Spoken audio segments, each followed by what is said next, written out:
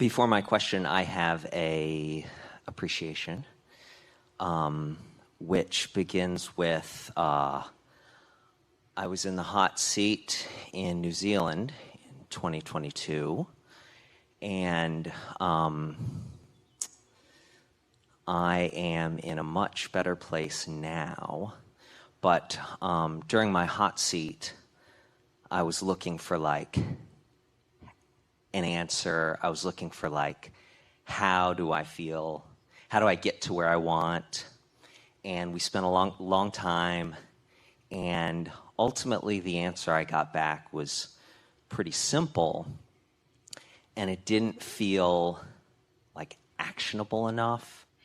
And looking back from now, a year and a half or so later, it turns out that the simple message you gave to me was actually the thing that I needed most to hear. And needed to hear but couldn't hear, but needed to hear but couldn't hear, yes. but needed to hear but couldn't hear, and then heard. Yes. And because words don't teach, and we've got really good words. Right. We've got really good words because we really know what's going on. We've got really good words, but it was your life experience that brought you the understanding, right. which then you associated with what you'd heard from us. But you attracted the solution, the answer. Nice to know, isn't it? Yes. Should I share what those words were? Can if you want to. It was so simple. It was, acceptance is within yourself. So if you're feeling broken, or you feel like something's wrong with you, you feel like maybe unworthy, if you're looking for it outside of yourself, so in someone else, it looks like the answer, but it really has to come from within you. Take care of your own bag of marbles.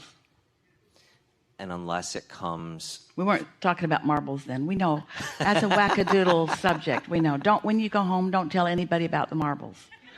They'll worry about this whole time we've spent together. Don't tell them about them. So what's up right now? Now what? Yes. So back then I was... Now what? Now what? Is about making decisions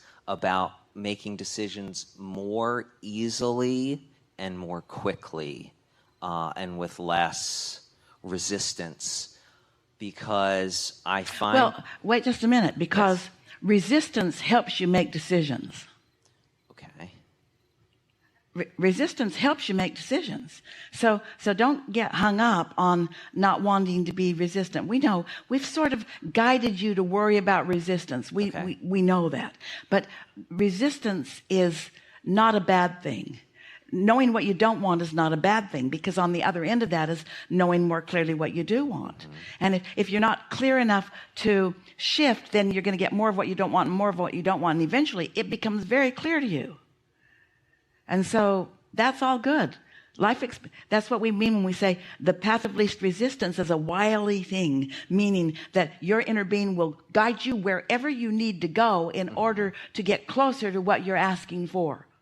And your inner being guides you with no condemnation about where you are. Your inner being doesn't say, well, we hoped you wouldn't stay in that neighborhood for so long, but it had to be done. That's not the attitude. Your inner being just says, once you get there, that'll look clear. And once you get there, then you'll really want that. And when that gets stronger, then that will become less relevant. And then when you get over there, you'll want that in a stronger way. And eventually you have such clarity about what you want. And even though you're not living it yet, what you're presenting to the universe is something that is cleaned up, because life helped you to clean it up. We've been saying to you all for a long, long time, we know you could express it back to us. There's nothing serious going on here, but it doesn't seem like it's not serious because we talk so much about so many things. We make big things about everything because we're contemplating everything from where everybody is standing, but there's nothing serious going on. Right. It's just simply, here I am, what I prefer, what do I prefer? What do I prefer? It really is like a buffet. When you get to the buffet, you don't spend a lot of time worrying about things. That looks good. Well, it wasn't, so you don't choose it next time. But it looked good, but it wasn't. So you just don't choose it next time. Oh, that looked so good, but it wasn't. Well, then don't put it on your plate next time. Well, what if somebody else puts it on my plate? Nobody's going to put it on your plate.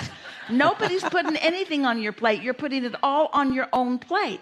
So if you get it on your plate and you taste it and it doesn't taste good, just next time, don't put it on your plate. Well, you might forget. Oh, yeah, I forgot about that. I ate it. I forgot about that. I ate it. But pretty soon, you get better and better. You are getting better and better and better at all of that. So what I get stuck in is analysis paralysis and taking decisions really, really seriously, even the minute ones. Well, it feels... But why do you think that is? I believe that I should be able to make the right decision. All right, so we're going to tell you something, and we want you to remember this every single day. You can't think your way out of this. You can't think your way out of it. You know why? The law of attraction, when you think a thought, the law of attraction gives you another one like it. So I've got a problem. More. My problem is bigger. I don't like this about my problem. I don't like this either. Thank goodness you go to sleep every now and again. In other words, you cannot think your way out of it. You can't think your way out of a problem. You got to point in the direction of what you want. So at some point, you got to just be nice to yourself and say, well, I've come this far with that. This is the point. How does one focus with comparing things?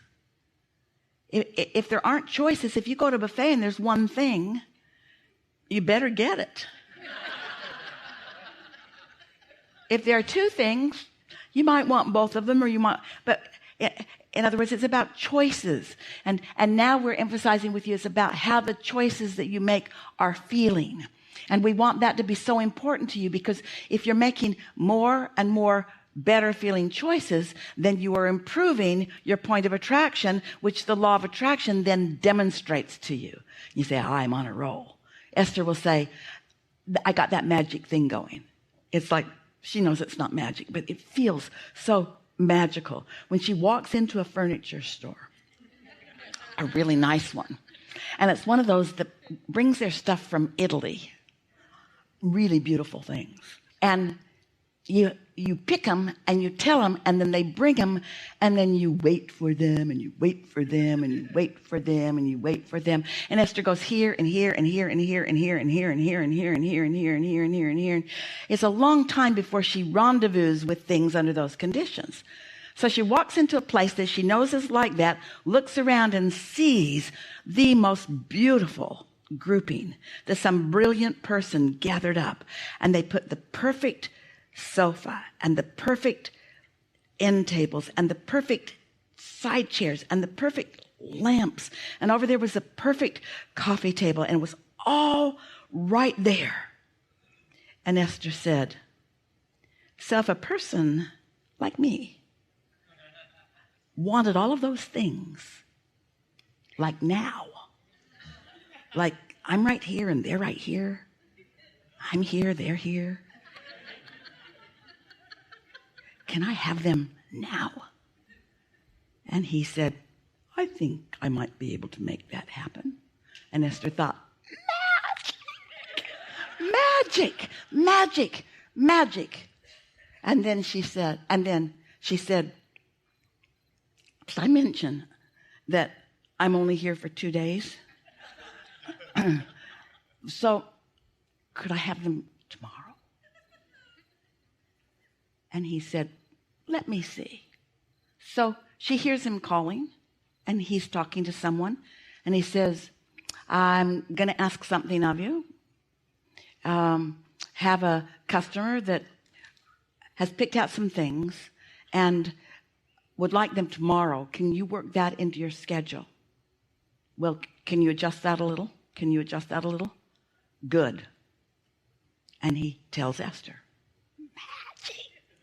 magic. So she goes back to the apartment where she lives, and she goes into the office where she's going to make the arrangement for the loading dock and the service elevator. And there's only one person there, and Esther's so excited because the universe has just been yielding to her and yielding to her and yielding to her and yielding to her and yielding to her and yielding to her and yielding to her. She's with her friend.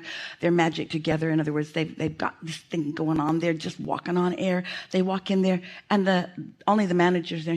And they ask if they can have the loading dock, and she said, no. We're closed tomorrow. We're having a staff party. And Esther said, nobody's going to be here? Nope. So we can't use the service elevator or the loading dock? Nope. And so Esther's friend looks at her like, don't get upset, don't get upset, don't get upset. And Esther is thinking, we're magic, we're magic, we're magic, we're magic. And she walks outside and she thinks, we'll just come in the front door. There's nobody going to be here. And we'll just use the elevators. There's 4 of them, and they're all the same size as the service elevator. No problem at all. No problem at all. And before that day was over, someone told someone told someone told someone told someone told someone told someone that somebody got the key to the loading dock elevator and gave it to the doorman who was going to be there. And so it was all set. So the magic was only gone for a nanosecond. Because immediately was, well, now what? Well, we know what to do. We know how to get this in. In other words, when you've decided that you want something, everything lines up for you. When you doubt that you can have it, nothing lines up for you. When you're used to having things work out, they do. When you're not used for things working out, they don't. So you have to look for the things that are working out, and then more and more and more and more and more and more things work out until things that shouldn't be working out are working out. Things that people are saying no, and you say, okay, now what? I told you no. I know, I heard you. Nobody can tell you no. Nobody can adjust your marbles, only you. Nobody can decide how you are presenting yourself to the universe. And this isn't arrogance. This is clarity. This isn't selfishness. Well, a little.